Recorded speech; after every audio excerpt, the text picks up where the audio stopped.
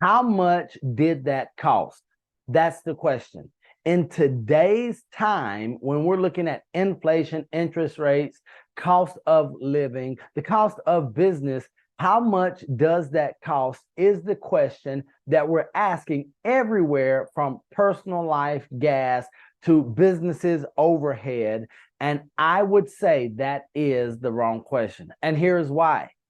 Cost and value are totally different. In fact, here's what I have in my money book. There's a major difference between cost and value. And if you or I, as business owners, as parents, as significant others are, or friends are looking at only the cost, could I dare say that we are evaluating things on the wrong scale? And so Jim Rohn said many years ago that his mentor, Mr. Earl Shove, commented to him when his statement was, that costs too much.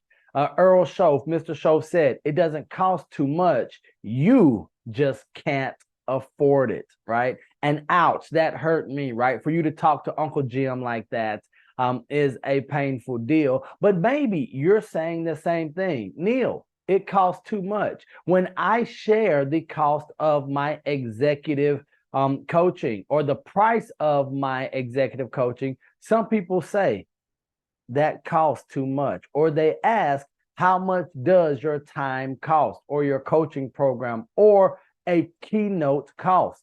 Well, that is the wrong question. Here's the advice that Jim Rohn, many mentors and coaches have given me. Don't ask how much does it cost. Instead, what is it worth? So let me ask you, what is it worth to you? What is your time here with me watching this video worth? What is your time with significant others, or with coaches, mentors, with clients or prospects? What is that worth?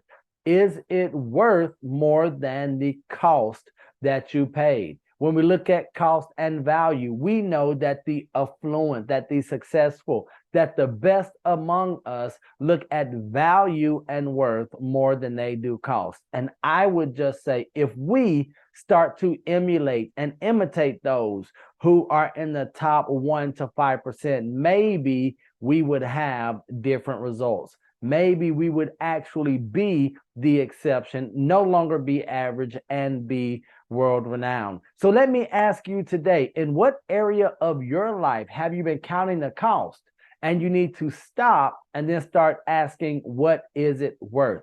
Instead of how much does this book cost, or this class cost, or this course, or whatever it is. What if we looked at it? What is this worth? Maybe not today, but what is it going to be worth in the future when my dreams are realized, when it gets me in front of the right people, or in the right environment, or it opens my mind? Because here's what I know in my entire life. The cost that I've paid for every book has been minute in the value and the worth that I've received from it, even if the book was bad. Here's why. Because I became a 2-nickel tipper, as Jim Rohn would say. If the question is, do you tip 1 nickel or 2?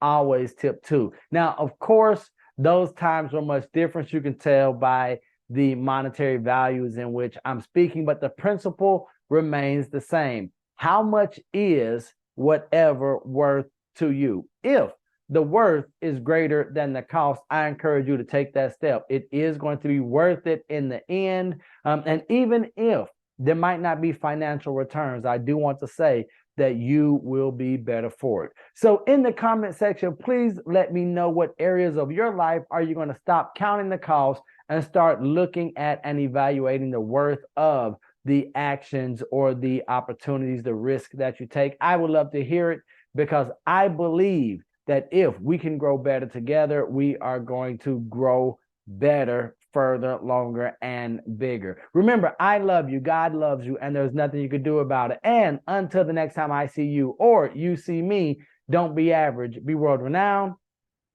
Peace.